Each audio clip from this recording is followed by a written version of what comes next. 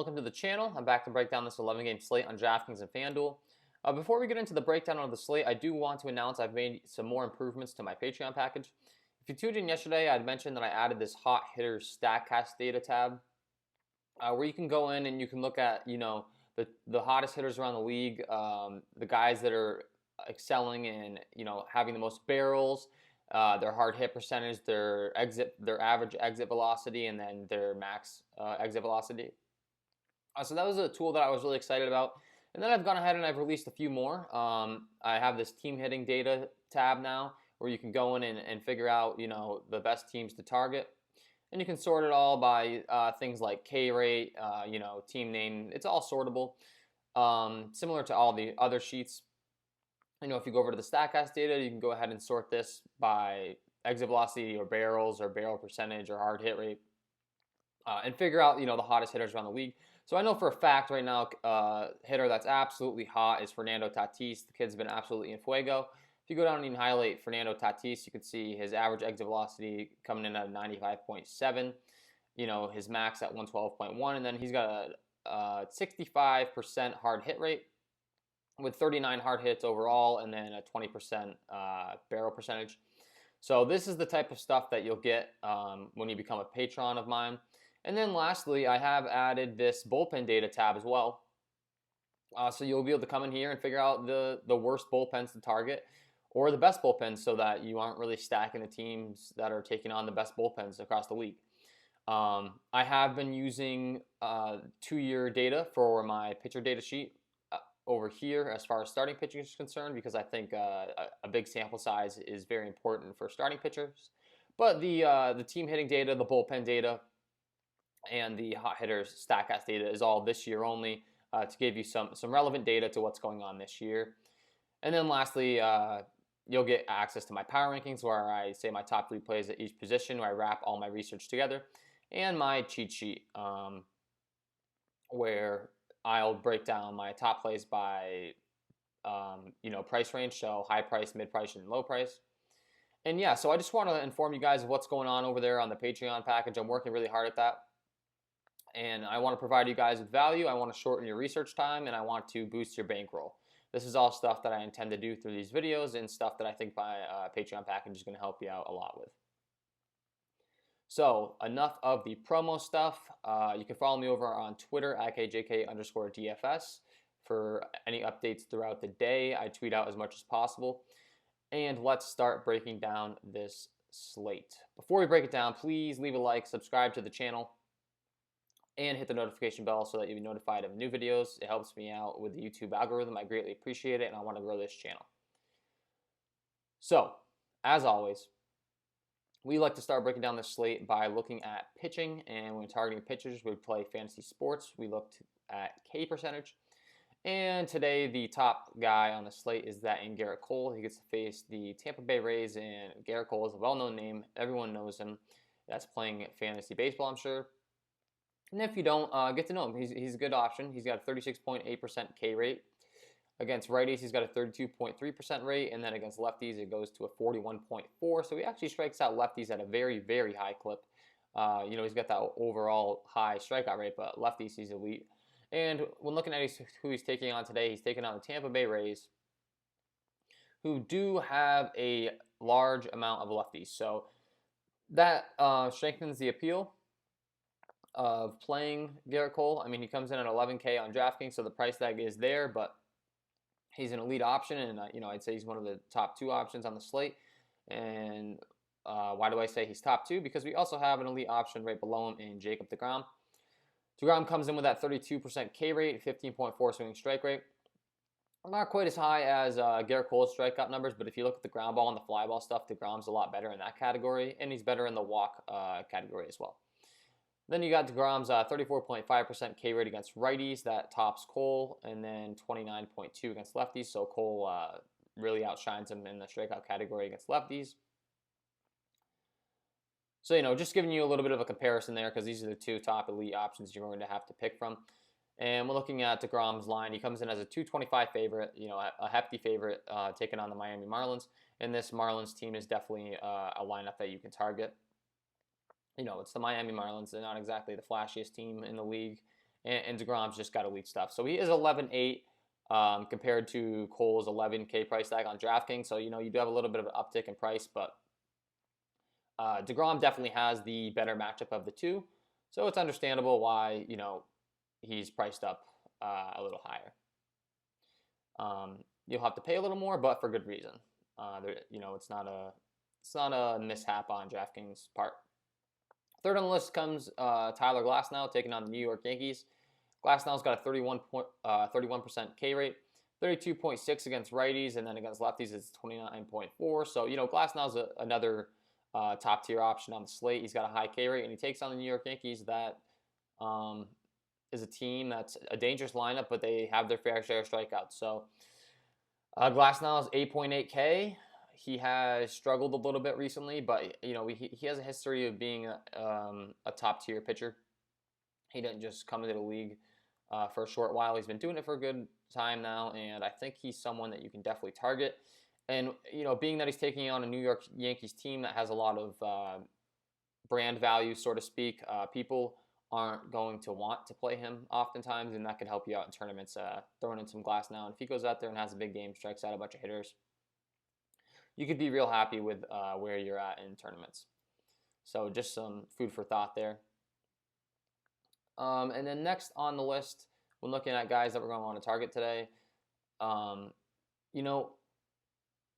it's kind of, the mid-tier's kind of grouped up today, meaning, I don't really think there's a particular guy that stands out.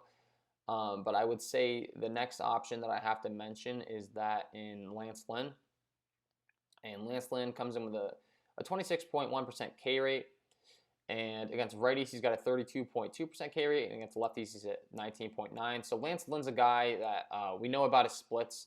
He gets a lot of strikeouts against right-handed hitters, so we prefer to target him in matchups where his opponent has a right-handed heavy lineup. And when looking at who he's taking on today in the San Diego Padres, they do have their fair share of lefties, but they have strikeouts in there, and I just think it's a good overall matchup for Lance Lynn.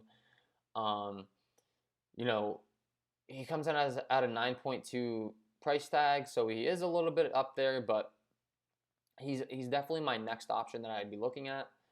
And I just think it's a good matchup. And then another guy to be targeting is, the guy in the same game in Chris Paddock. And when you look at Paddock's numbers, comes in with a 26% K rate.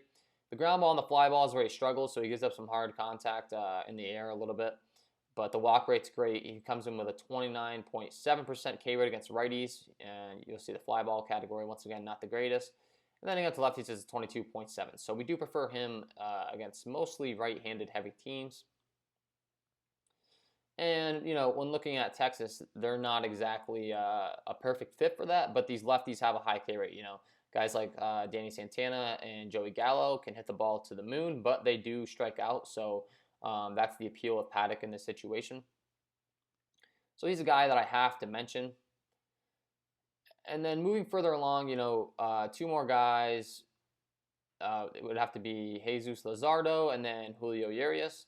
Luzardo gets to take on the Arizona Diamondbacks, which isn't exactly the top team we want to target, but Luzardo's just a solid pitcher across the board. He's got a 26.8% K rate against righties and a 26.3 against lefties. But the hard contact and the hard hit rate is a lot worse against righties than it is his lefties. So try to get some lefties in the lineups he's facing if at all possible. And the Diamondbacks, definitely have their fair share of righties. So yeah, it's a strange spot for Luzardo, because I do think it's a great spot as far as him limiting the damage. And when you look at the Vegas lines, he comes in as a 180 favorite. The team he's facing only has a 3.85 implied run total. So Vegas is showing Luzardo a lot of respect as a pitcher, and I think that helps, back up the argument for him. And lastly, we got Urias over here at 10.1K, so he's priced up. But he's got the 24.8% clip, 23.8 against righties, and then 26.9 against lefties. And it's really about the matchup with Luzardo. He gets to take on a Seattle Mariners team who has strikeouts in their lineup, and they're just not the most threatening lineup overall at all. when you look at their lineup, they have J.P. Crawford, Dylan Moore, Kyle Lewis, Kyle Seager, and Austin Nola as their first 5 hitters. Which, if you went on the street and asked the average person if they knew any of those people, they might not. Sorry, any Seattle Mariners players that are watching this, but yeah, just a good spot for Julio Urias. And with that being said, let's start moving on to some hitters that we want to target. Hitters that we want to target in this slate, when looking at the pitchers that struggle the most, we have one guy that stands out in Kyle Wright. Kyle Wright's only got a 40 innings pitch sample size, but he's been real bad across the board. He's got a 7.52 ERA and a 6.33 SIERA. Not great. And then against righties, he's got that 334 WOBA, which is terrible. And then the slugging and the hard hit rate aren't good. And lefties is where it gets real ugly. He's got a 627 slugging and a 455 WOBA given up against left-handed hitters. So Washington lefties, similar to yesterday, are in a great spot. They come in with a 4.76 implied team total. And guys that we're going to target in this lineup, would be Juan Soto, number 1, Asdrubal Cabrera, Luis Garcia, and then Eric Thames has a ton of power. At the bottom of the order, he is 3-6, and he does hit towards the bottom of the order, but that can make him a sneaky play, and he's got a ton of power. So being that Kyle Wright really struggles against lefties, he's a guy you had to have interest in. And then they're playing in Atlanta, which is a pretty good hitting environment for those lefties. So you got to like the Nationals today. Looks like we could have some weather concerns there, so we'll have to keep an eye out for that. And then moving further along, the next team that we're going to want to target is that in the Cleveland Indians, taking on Steven Bralt. And looking at Bralt's numbers, he's pretty below average across the board. Then you go over to the righties, and he has a 346 WOBA and a 432 slugging, which is not good. We're going to like some of these righties today. And the lefties, he's pretty respectable against. He's below average, but it's a lot better than his splits against right-handed hitters. But the way Cleveland's lineup rolls out and who they, put in their lineup against left-handed pitching, it really increases the appeal here because you have guys that can slug lefties all up and down this order. And you have guys that are cheap. Jordan Luplow is a guy that only gets to start when he faces left-handed pitching for Cleveland. But if you haven't heard of him, he is just ridiculous against left-handed pitching. Absolutely mashes. So I want to make that clear. He's a guy, anytime he gets in the lineup against a lefty that he can do damage against, you're going to want to play him, especially when he's at a discounted price. He will get pinch hit for later in the game, most likely. So just disclaimer there, if he gets pinch hit for, don't be surprised. Want you to know that, but he's worth it when he's this cheap and he's taking on a left-handed pitcher because he just mashes. So that's the first guy I want to get out of the way. And then the rest of the lineup is your typical candidates for Cleveland, Jose Ramirez, Francisco Lindor, and Carlos Santana. They're the core of this lineup. And then Friamel Reyes has been crushing, and he crushes lefties as well. So you got to like him. And Domingo Santana and Roberto Perez I like as well. I would say I like Roberto Perez a little more. He fills in that catcher spot for you, and he crushes lefties as well. So, my top candidates are the 2 through 6 range, Ramirez, Lindor, Santana, Reyes, and Luplow. And I do like Roberto Perez a lot as a catcher because he mashes lefties. And we don't oftentimes get catchers in prime spots that, are actually promotable. And you say, oh, play this guy because he can do damage here. It's mostly price tags with catchers a lot of times. So Roberto Perez is breaking that rule today. He is in a great spot. And then moving further along, the next spot that we're going to want to target is this Minnesota Twins squad taking on Brett Anderson.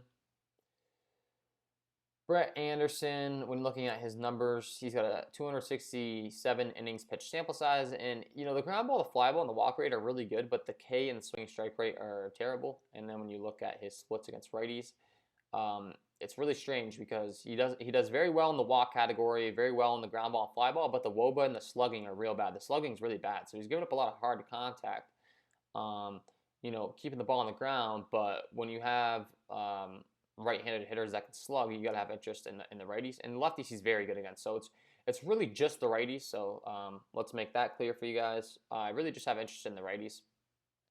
But Minnesota has some righties that crush left-handed pitching.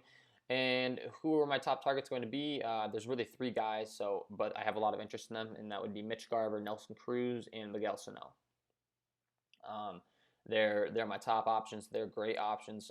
They crush left-handed pitching, and with Brett Anderson's slugging numbers, we're going to want to have interest in them today. Moving further along, we have a Coors Field game. So this is where stuff gets fun, and we have to talk about Coors Field, which, if you've tuned into previous videos, you know isn't my favorite thing. It gets a little annoying because when there's a Coors Field game, it's so obvious and all the ownership goes there, and you have to decide if you want to go there or not. And then you look at the implied total for the Houston Astros today, and it comes in at over 7, which is just absolutely ridiculous. So I'm going to go ahead and say you want to have interest in the Astros, but that doesn't make me a genius. It's very obvious. And yeah, let's just go ahead and look at Castellani's numbers here. Taking on Houston. You know, he's only been in the league for a total of 8 innings pitched, so we're not dealing with a lot. But if you look at his numbers, he's in the 8-inning appearance. I know, let's be a little bit light on how we feel about this, because yeah, he hasn't, you know, we're dealing with 8 innings. But he's been just kind of good outside of the hard contact rate. So, you know, the strikeouts are there. He hasn't walked a lot of people. He's been getting swinging strikes, but the ball has been crushed off him when it has been hit. Only 8 innings pitched. Want to make that clear. Not the greatest data to be going off, but we got to at least look at it. And you know, let's have some basic analysis here. The Houston Astros have a 7.08 implied run total. The Houston Astros have a good lineup. The Houston Astros are going into Coors Field, where the hitting environment is the best in baseball, and the Houston Astros get to hit with 8-mile-an-hour winds blowing at the center. So yeah, gotta have interest in the Astros, and then the guys you're gonna want to have interest in are literally 1 through 9 because it's Coors Field. So you know, we do prefer the elite options and guys like Springer, Bregman, Correa, and then, you know, Uliski, Gurriel. Altuve's been struggling, so he's typically an elite option, but maybe worth fading because of the struggles. But also, he could have low ownership, and you could play him, and he could blow up, and that could be great. But being that you're paying $6.1K for Altuve on DraftKings, and he's projected to hit in the 7 hole, you might not want to go there. That's a pretty hefty price tag to pay for someone in the 7th spot, but it's Coors Field. So yeah, this is the fun that we have every single time Coors is on the slate. We have to talk about it like this, and it's just terrible. You got to decide if you're interested or if you're not, if you're fading, if you're not. I wouldn't recommend a full fade of this game today. It's just too good of a spot. So I really wouldn't do that. And then, you know, with Houston being broken down, we have to move over to Colorado. And Colorado gets to take on the lefty and Framber Valdez. And when looking at Valdez's numbers, you know, he's been good. Ground ball and the fly ball are really good. And then when you look at his splits, the slugging to righties, it drops down. You know, lefties, he's very good. And then righties, it's at a 398 clip in the slugging category. So he's very good, but we can't target him with some righties that match lefties. And the Colorado Rockies have a few of those guys. And, you know, Trevor Story and Nolan Arenado are those top options. Anytime they're facing a lefty in Coors Field, they can be dangerous, and you're going to want to have interest. And then you have Matt Kemp and Drew Patera that you could throw in there. But, you know, overall, honestly, I wouldn't play anyone from the Rockies outside of Story and Arenado. They're elite options on the slate. They're top options on the slate. But other than that, I don't really think it's a stacking spot for Colorado. I think it's more of a you know, pick the top options in the lineup and play them because they're in Coors Field and they can hit 2 bombs. But on the Houston side, it's a different story. It's definitely a stacking situation. So that is my breakdown of Coors. As always, we have to talk in great extent about it because it's always very important, and I want to make sure you guys have a full breakdown of my thoughts and, you know, if you should be fading or not. And then one last team to target today for bats is going to be actually a game we already discussed. in this. Well, we have some weather concern, but if the weather's not an issue, this Atlanta-Washington game, Eric Fedde, he's got a 52.7 ground ball rate and a 25.3 fly ball rate, so he's pretty good in that category, but the strikeout rate and the swinging strike rate are not good. And then you go over to his splits, and he has a 436 slugging against the righties, which just isn't going to get the job done. And against lefties, he's below average. Nothing great going on there either. So he's a guy that gives up a lot of hard contact to right-handed hitters. And Atlanta has some right-handed hitters who mash. Dansby Swanson, Travis d'Arnaud has been the fantasy darling over there on DraftKings because he's cheap and he just keeps hitting in the 2-3 spot in this lineup. And then you got Ozuna, Duvall, Austin Riley has a ton of power, and then it looks like Christian Pache could be in the lineup, the top prospect for the Atlanta Braves. So yeah, gotta have interest in them today. And with that being said, I'm going to give you guys my home run call of the day. My home run call of the day is going to be a guy I put a lot of emphasis on early for a salary relief guy, and it's going to be a sneakier one. I feel like I've been picking a lot of elite names. I want to pick someone more on the sneaky side today. We do come in at 4 for 7 on my home run calls now. We were 4 for 6 going into the last night. I picked Juan Soto, who didn't go yard, so we're 4 for 7 now. And my home run pick of the day is going to be Jordan Luplow of the Cleveland Indians. Much more of a sneakier name, not necessarily elite. And as I mentioned, this is just a tremendous spot for Luplow. You can take on the lefty, who he absolutely mashes against. He just kills lefties. I want to emphasize it. He's cheap. He's salary relief. You gotta like him, and he is my home run call of the day. I wanted to give you guys a little bit of a sneakier call today. He might be popular though for the salary relief, so keep an eye on that. I'm not saying he's going to be low owned, but he's a little bit of a sneakier name. He's not an elite guy, and I think he's going yard today. So that is my breakdown of today's slate on DraftKings and FanDuel. As I had mentioned, go ahead and check out my Patreon package. I'm adding a bunch of good stuff over there. I think it's really going to give you guys value, shorten your research time, and boost your bankroll. And last of all, I think I made it very affordable. That was my goal. Those are the things I had in mind. Go ahead and check it out. Follow me over on Twitter at KJK_DFS. And if you're enjoying the content, please hit the like button, subscribe to the channel, and hit the notification bell. Helps me out a lot with the YouTube algorithm, and I'll make sure that I'm here producing videos, working hard for you guys to make you better MLB DFS players. Thanks for tuning in. I wish you all the best of luck tonight, and have a good one.